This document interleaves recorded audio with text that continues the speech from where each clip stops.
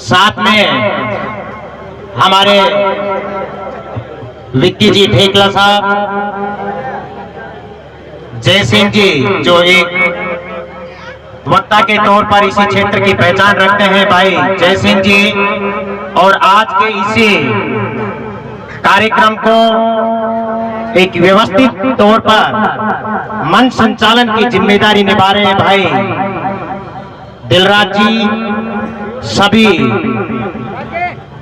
आज के इसी कार्यक्रम में अपनी प्रस्तुति दे रहे सभी कलाकार बंधु, सम्मानित मंच, सामने विराजमान सभी माताएं बहनें, सभी मेरे युवा साथी,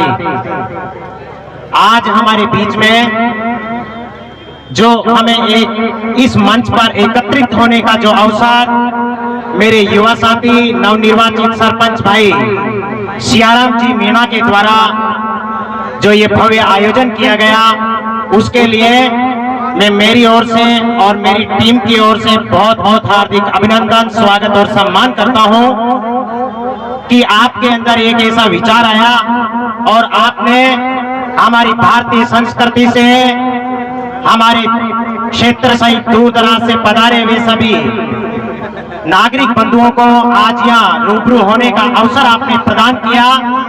और बहुत अच्छा लग रहा है कि शाम से ही एक से बढ़कर एक कलाएं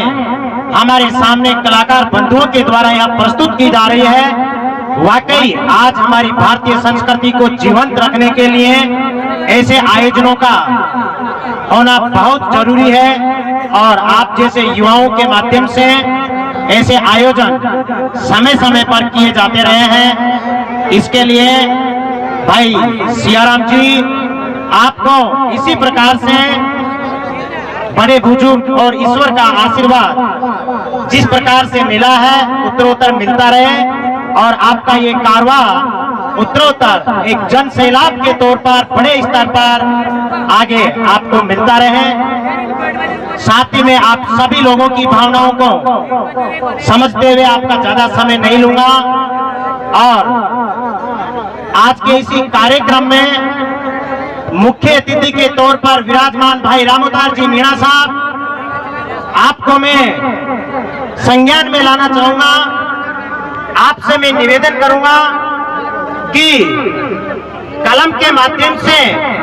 हमने और हमारे साथियों ने समय समय पर इसी डूंगर पिछवाड़ की समस्याएं उठाने का काम किया है और जब जब भी हमने आपको याद किया है, वाकई आप गरीब मजदूर किसान के मसीहा के तौर पर हमारे बीच में हमेशा आप दिखाई देते रहे हैं। और आज एक सौभाग्य की बात है कि इसी मंच के माध्यम से मैं आपसे आह्वान करना चाहूंगा, आपसे निवेदन करना चाहूंगा कि आप जैसे ऊर्जावान, ईमानदार और किसानों के मसीहा के तौर पर हमें बड़ा गर्व होता है कि जब हम एक पत्रकारिता के माध्यम से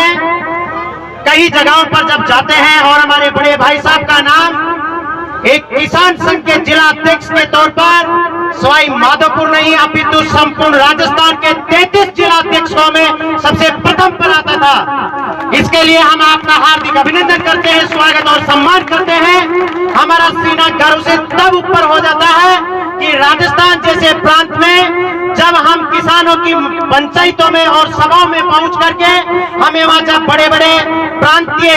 और राजस्थान लेवल के किसान संघ के पदाधिकारियों के मुखारबिंद से हमें ये सुनने को मिलता है कि राजस्थान के 33 जिला अध्यक्षों में यदि जिला अध्यक्ष की भूमिका के तौर पर सबसे सर्वश्रेष्ठ यदि किसी का नाम आता है तो वो भाई रामोदार जी का आता था। बहुत बहुत धन्यवाद भाई रामोदार जी कि आपने हमारे क्षेत्र का मान और सम्मान जिस तरीके से बढ़ाया है। तो मैं इसी मंच के माध्यम से आपको आश्वस्त करना चाहूंगा कि जिस प्रकार से हम हमारी पत्रकारिता के माध्यम से जन जन तक एक बच्चे से लेकर बुजुर्ग तक हम पहुंचते हैं और उनकी भावनाओं को जब हम समझते हैं तो मैं आपको आश्वस्त करना चाहूंगा कि हर व्यक्ति के अंदर आपके प्रति आवाज है तो आप इस आवाज का सम्मान करें, इसी आवाज का आप आदर करें। मैं इसी मंच के माध्यम से मुझे पूर्ण विश्वास है कि जितने भी सामने मेरे युवा साथी बुजुर्ग माता और बहनें बैठी है, निश्चित रूप से आपकी कार्यशैली पर कोई संकोच नहीं है। आपकी जो कार्यशैली वाकई बहुत तारीफ के काबिल है और इसी मंच के माध्यम से मैं आज के इस कार्यक्रम का ज्यादा समय लेता हुआ आपसे अनुरोध करूंगा कि आप हमारे डूंगर पिछवाड़ की जो सड़कों की दयनीय हालत है, साथ ही हमारे किसान मजदूर को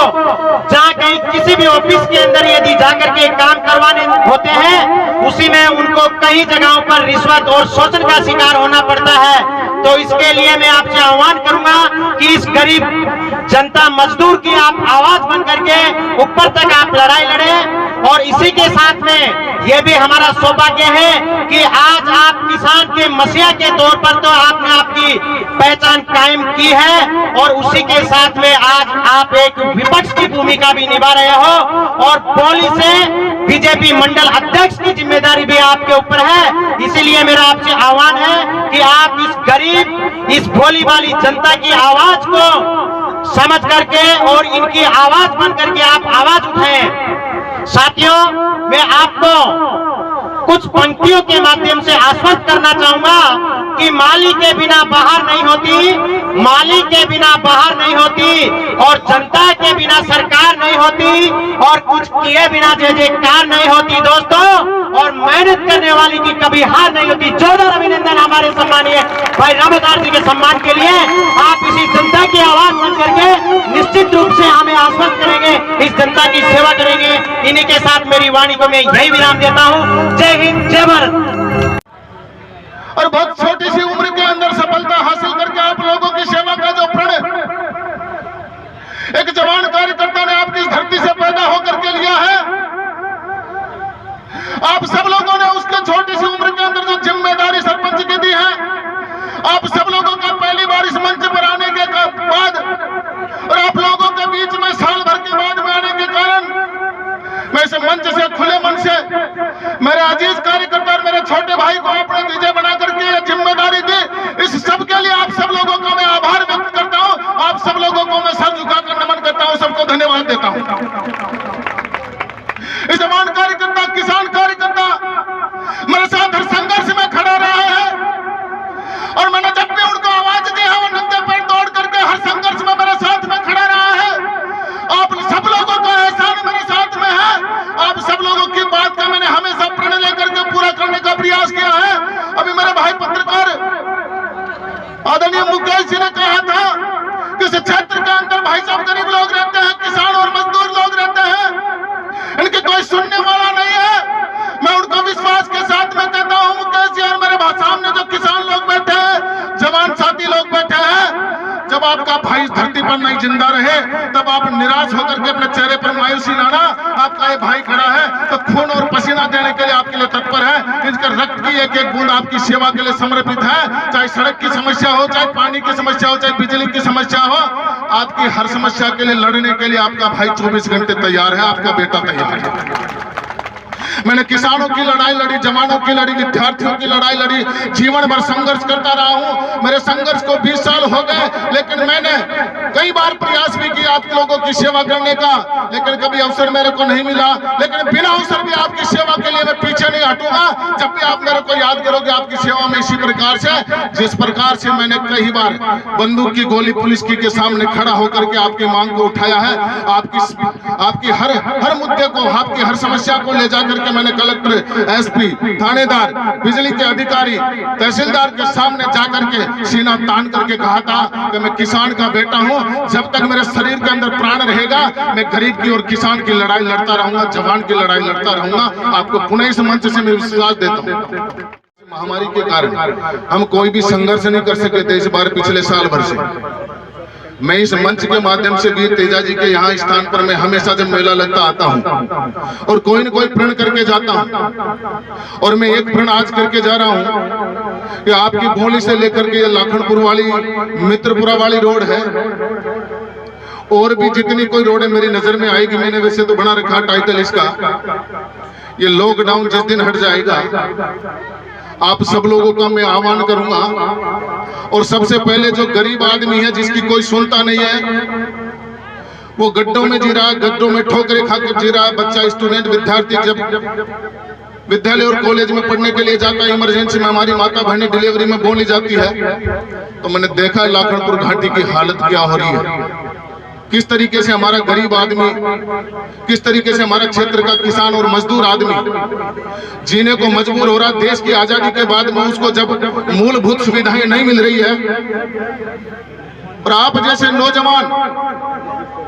इस दुर्दशा के अंदर जी रहे हैं, तो इससे बड़ा दुर्भाग्य और कोई नहीं हो सकता। मैं आप सब लोगों का लॉकडाउन हट जाए, और लॉकडाउन भी नहीं हटता तो मैं इस मंच के माध्यम से कह रहा हूं 20 दिन सरकार को और अपने प्रशासन को देंगे। 20 दिन के बाद में अगर सड़कों का काम शुरू नहीं हुआ तो जन आंदोलन होगा, नौजवानों का आंदोलन होगा, ऐतिहासिक आंदोलन होगा, आपके लिए होगा, आपके विकास के लिए होगा। आपका भाई आपके विश्वास के साथ में कह रहा हूं, और मैंने जब भी आंदोलन किया है वो परिणाम लेके, चाहे कोई लाठी चली हो, गोली चली हो, उसकी परवाह मैंने नहीं की। और आपके विश्वास के साथ में कह रहा हूँ, आपकी सड़क का काम शुरू नहीं हुआ तो मैं आपके बीच में दोबारा इस मंच पर नहीं आऊंगा। जिस दिन मैंने आंदोलन छेड़ा